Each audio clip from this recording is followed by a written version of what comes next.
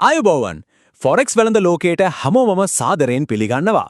හරි මේ තමයි ලෝකයේ තියෙන විශාලතම මූල්‍ය වෙළඳපොළ ගැන තීරුම් ගන්න අපි තියෙන පළවෙනිම පියවර. ඒකනම් අපි වැඩේ පටන් ගමු.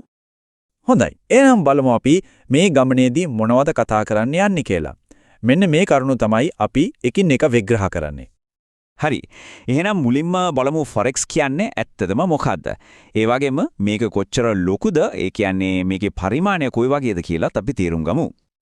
මේ මාකට් එකේ බලය තේරුම් ගන්න ඔන්න මේ අංකය දිහා බලන්න. හැම දවසකම ඩොලර් ට්‍රිලියන 6කටත් වඩා වැඩි මුදලක් මෙතන ගනුදෙනු වෙනවා. හිතා ගන්නවත් පුරවන්ද? මේක ඇත්තටම ලෝකයේ තියෙන හැම කොටස් වළඳපොළක්ම එකතු කරාටත් වඩා විශාලයි. එතකොට සරලවම කිව්වොත් ෆොරෙක්ස් එහෙමත් නැත්නම් ෆොරින් එක්ස්චේන්ජ් කියන්නේ එක රටක මුදලක් තවත් රටක මුදලකට මාරු කරන එක. ඉතින් ට්‍රේඩර්ස්ලා ඒ කියන්නේ වෙළඳුන් මේ දැවැන්ත මාකට් එකට එන්නේ ඔය මිල එහා මෙහා වෙන එකෙන්. ඒ කියන්නේ මිල උච්චාවචනයන්ගෙන් ලාභයක් ලබන්න හිතාගෙන. හරි. දැන් තමයි අසල්ම කතාව.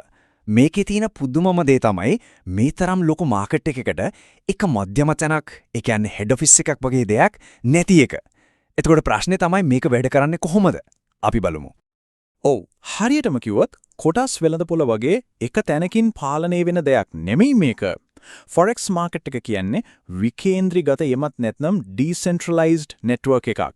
ඒ කියන්නේ මේක මුළු ලෝකෙ පුරාම පැතිරිලා තියෙන ඉලෙක්ට්‍රොනික ජාලයක්. ඒක නිසා තමයි සතියේ දවස් 5ෙම පැය 24 පුරාම මේක ක්‍රියාත්මක වෙන්නේ. ඉතින් මේ ගෝලීය ජාලය හැදිලා තියෙන්නේ ප්‍රධාන පාර්ශ්ව කිහිපයකින්.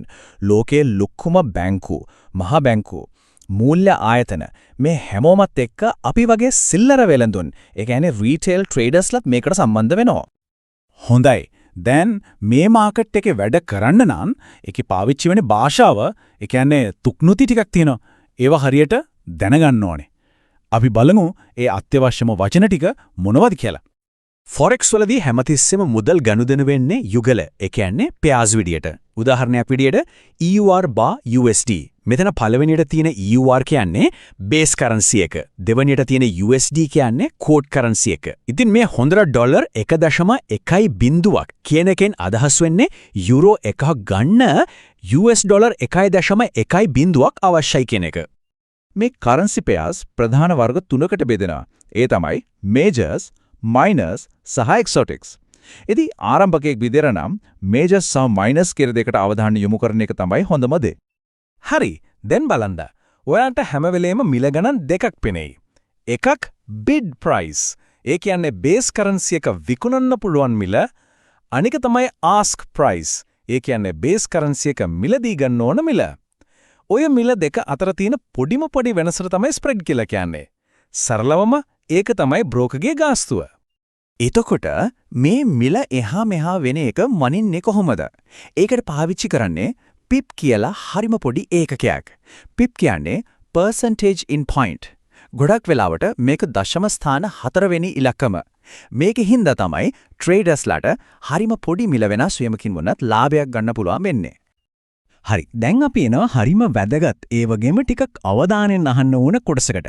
ෆොරෙක්ස් වල තියෙන බලය වගේම අවදානම ගැන කතා කරන සංකල්ප දෙකක්. ඒ තමයි ලෙවරේජ් සහ මාජින්. ලෙවරේජ් කියන එක සරලවම හිතන්නකෝ බ්‍රෝකර්ගෙන් අපිට ලැබෙන අමතර බලයක් නැත්නම් తాවකාලික ඍණයක් වගේ දෙයක් කියලා. මේකෙන් වෙන්නේ පොඩි මුදලක් යොදවලා ඊට වඩා ගොඩක් ලොකු ට්‍රේඩ් එකක් පාලනය කරන්න අවස්ථාව ලැබෙන එක. හැබැයි මේක අනිවාර්යයෙන්ම මතක තියාගන්න ඕන දෙයක්. ලෙවරේජ් කියන්නේ හරියට දෙපැත්ත කැපෙන කඩුවක් වගේ.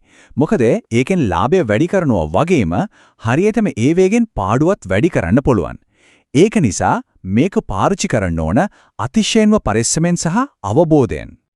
එතකොට ওই ලෙවරේජ් එක පාවිච්චි කරලා ට්‍රේඩ් එකක් දාන්න නම් බ්‍රෝකර් අපේ ගිණුමෙන් මාජින් කියලා පොඩි මුදලක් වෙන් කරගන්නවා.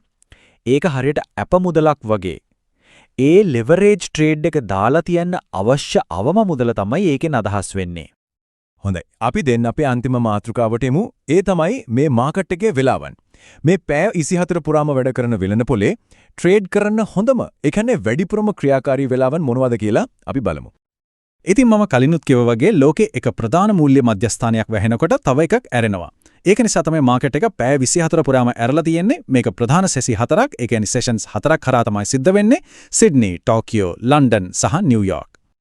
ඉතින් ගොඩක් වෙළඳුන් කැමැතිම වෙලාව, ඒ කියන්නේ වැඩිම මිල චලනයන් වෙන වෙලාව තමයි ඔය ප්‍රධාන සැසි දෙකක් එකට යෙදෙන්න. එහෙමත් නැත්නම් ඕවර්ලැප් වෙන වෙලාව. විශේෂයෙන්ම ලංකාවේ වෙලාවෙන් හවස 6:00 ඉඳන් රෑ 10:00 විතර වෙනකම් ලන්ඩන් සහ නිව්යෝර්ක් සැසි දෙකම ඇරලා තියෙනකොට වෙළඳ පොලේ ලොකුම ක්‍රියාකාරීත්වයක් දකින්න ලැබෙනවා. නියමයි. සුබ පැතුම්. එහෙනම් ෆොරෙක්ස් වෙළඳපොළ ගැන දැනගන්න ඕන පළවෙනි සහ වැදගත්ම පාඩම සාර්ථකව අවසන් කළා. ඉතින් මේ ඉගෙනගත්ත දේවල් නැවත වතාවක් මතක් කරගන්න එක හරිම වැදගත්.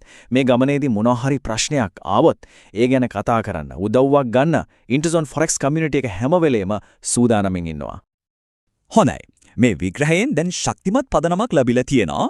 ඉතින් දැන් මේ මූලික කරුණු පැහැදිලි නිසා හිතන්න ඕන දේ තමයි මේ දැනුමත් එක්ක තබන ඊළඟ පියවර මොකක්ද කියන එක.